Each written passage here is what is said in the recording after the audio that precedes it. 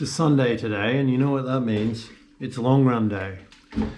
So I should try and get in about 25 to 30 kilometers. That's a pretty damn long run. And full disclosure, I don't feel like it. All I know is that I've never regretted going on a run. But I went to bed last night. I watched this TV show called Uncle on Stan. I watched about 3 episodes. It was pretty funny, but it's also quite depressing. And I couldn't sleep, and I woke up about 11 a.m. So I probably slept about 9 hours. Pretty good sleep. But I woke up and, I didn't do the dishes last night. And I was lying there in bed thinking, I don't want to get up because I have to do the dishes. That's literally what I'm thinking. I'm like, and then I'm looking around, I'm like, where are my clothes? I don't want to get up because I don't want to have to decide what to wear. Then I got to do, this is ridiculous. This is what it feels like sometimes being flat as a tack. And the question is, am I flat as a tack because I'm training too much, or am I just feeling a bit blue because that's just the way it goes sometimes? Once I'm out on the trail, mind and body on the trail, it takes the mind and body away from this, away from these second guessing, looking into the future, all that kind of stuff. So I am going to run, even though I was wondering if maybe I'm just needing rest. I can rest tomorrow. And I know that working through, I'm going to take it really easy out on the trails, and working through everything should just ease me into a kind of acceptance of the situation, whatever the situation is. I don't even know what the situation is. There's definitely something troubling me and I don't know what it is. Do you ever get that? It's like this feeling of unease and you can't explain to anybody what it is. It's like, am I nervous because I'm starting uni next week? Am I worried about money? Yes, all of those things, but that's just normal. Doesn't mean you have to be a big crybaby about it and lying in bed all day thinking, oh, I need rest. Harden the fuck up. The point is, still do the thing even when you really don't want to.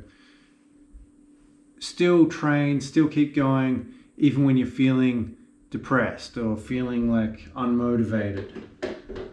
That's how you end up getting decent results.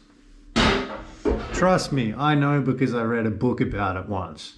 I'm definitely not a living example of the bullshit that I'm spouting to the camera right now. I've been reading this book by Meb Keflezighi, who's a marathon runner. He won the Boston Marathon, first American to win the Boston Marathon in decades, and he won it in 2014, which was quite symbolic because it was the year after the Boston Marathon got bombed. Remember that terrorist attack at the Boston Marathon in 2013? Some bombs went off at the finish line, and I think they went off at about the 4-hour mark. So that's just people like me who have aimed for a 4-hour marathon or a sub 4-hour marathon. Imagine that you get to the end and you've hit the wall, you've overcome your own internal struggles, and then suddenly a bomb goes off. That's just fucking insane. So the next year, Meb Keflezighi, an Eritrean immigrant US citizen, he won. So that's pretty cool. His story is amazing because he started off in Eritrea with his family at a time when the Ethiopian army kept rounding up kids to join the Ethiopian army. So he often spent a lot of time with his siblings, like running off and hiding until the army fucked off. When he was 12, he might have been younger than that when he left, but he got out of there. It's amazing. His dad sounds like an amazing human being. His dad walked all the way to Khartoum, which was 300 miles. Khartoum is in Sudan, I think, and so he crossed the borders, and it was a really troublesome trip. There's bandits on the road. There's hyenas who attack you when you're sleeping. All sorts of shit. And he made it there, and he worked, and he saved up, and then he wrangled the bureaucracy to get to Italy. So he spent 18 months in Italy just working till he had enough money to send for his family. He brought them over to Italy. Then he wrangled papers, and they ended up moving to San Diego in the US of A. And Meb, who was 12 at the time, was at school there. I think it must have been first year of high school. He didn't even know he was a runner. He hadn't trained. He had no plans to be a runner. He was just a studious kid who wanted to get A's and and do well for his family and in this new country. And the PE teacher said to everybody, okay, you're going to run a mile, and if you put in a really good effort, and I can see you've given it your all, you'll get an A. But if you slack off and, you know, don't even try, you're going to get a D. So Meb races off on this mile loop of the school, and it's going up and down ramps, and it's, you know, this crazy mile, and he ends up running it in 5 minutes and 15 seconds, which is a bloody good mile time for a kid who didn't even know he was a runner. So that sort of began his running journey. He's a natural kid, you know, naturally gifted at running, but worked really hard. It's an inspiring story. I haven't finished reading it yet, but I hear about stories like his dad walking to Khartoum and then wrangling papers to get to Italy and just working his ass off and using his mind and his body, and he learnt 6 different languages, and he'd wake the kids up at 4:30 every morning for their English lessons so they wouldn't be at a disadvantage in this English speaking country. Just amazing. Like, it just makes me think, man, I can get up and go on a run on a Sunday when I'm feeling a bit flat. Like, I'm feeling, I didn't do the dishes last night, I gotta get up and do the dishes. Like, shut the fuck up, Duke. Get up, do the dishes, play piano for a few hours, go on a run. You're running out of money, so go busking or get a job. Like, quit being a little bitch. Of course, I'm not suggesting anybody should run through an injury, or if you really need to have some rest, to not take that rest. But I am suggesting it's important to really think about whether it's just your mind trying to resist your own efforts to better yourself and reach a kind of level of fitness or success or whatever it is, because it's hard and because you're just looking for an excuse to stay at the same level you're already at. Because there's kind of stability and security in being depressed or being failing or whatever you're used to. Even if it sucks, it can be kind of comfortable. And discomfort is something we all push against no matter what. But it's probably the best way to actually better yourself to face that discomfort, I think. But I don't know. Anyway, there's the piano. And I've been practicing this half-an-hour repertoire that I have to take out and go busking and try and make some money. There's all the, I don't know if you saw yesterday's video, but the Freedom Convoy people are still here. Apparently they're getting moved on today. Good luck, police. I don't see them just leaving without some kind of fight. And I don't trust that we'll be able to see anything about it on the news either. So who knows what's going on. But yeah, I felt pretty damn depleted after yesterday. I think I just found the whole situation a bit depressing. And been running a lot, and I've been so hungry. I ate a whole lasagna last night. Like, I bought a lasagna for 4 people, like a pre-made lasagna, and I had that with some corn out of the garden. And just then I just went to the shops. I'm just like, I need to eat. I need eggs, bread. I got some smoked salmon. Usually I just eat sort of vegetables and stuff, but I've just been craving calories from all the running I've been doing. So stuff it. I'm going to eat like a king, you know?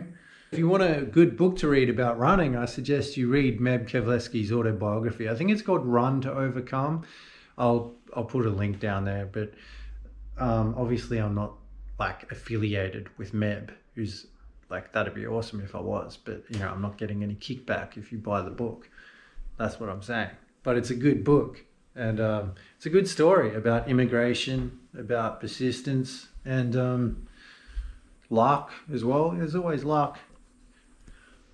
Look at that butterfly.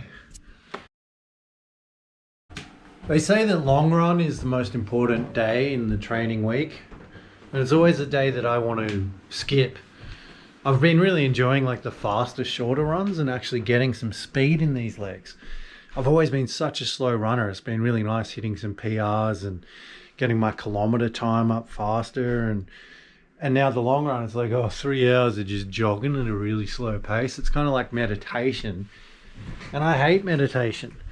Even though once you're doing it and you've sort of committed to it and your mind has stopped resisting the fact this is what you're doing for the next 3 hours, it's actually very rewarding.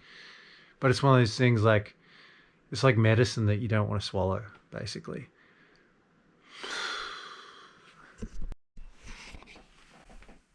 Ultra runners talk about living their whole lives in 24 hours on a long race.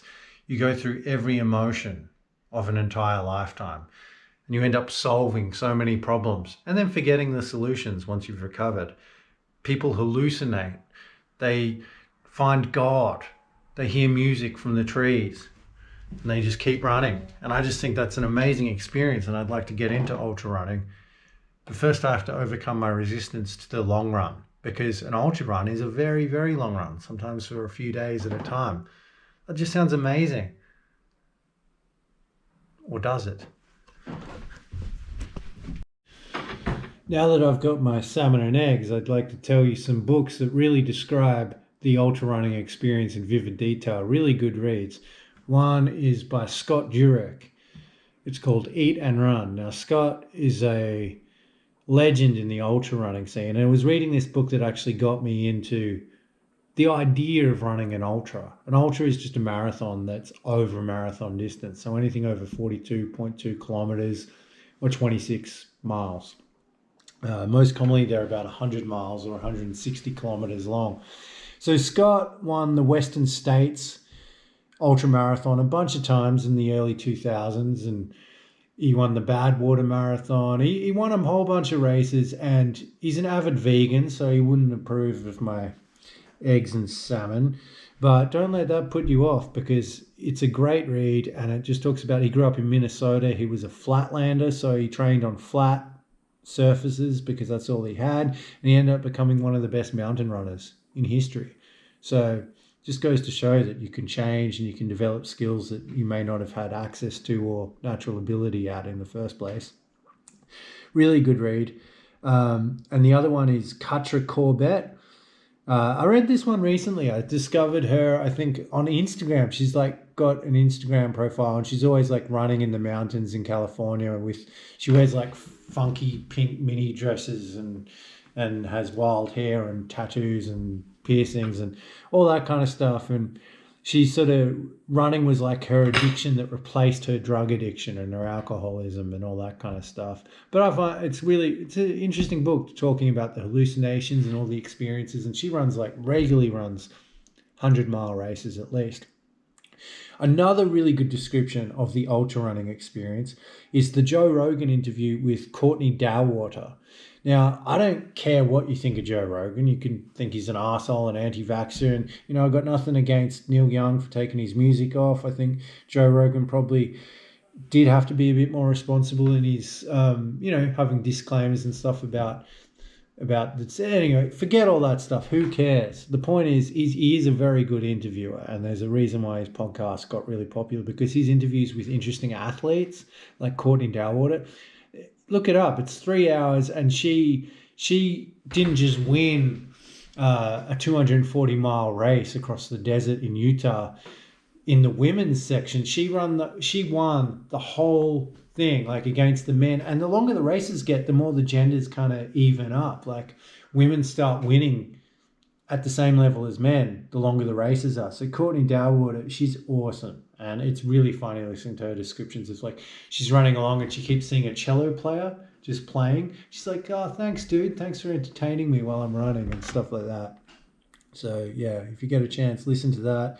Read Eat and Run by Scott Jurek and Katra Corbett. Oh, I can't remember what her book is called.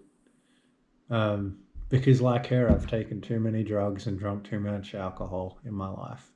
Can't remember anything.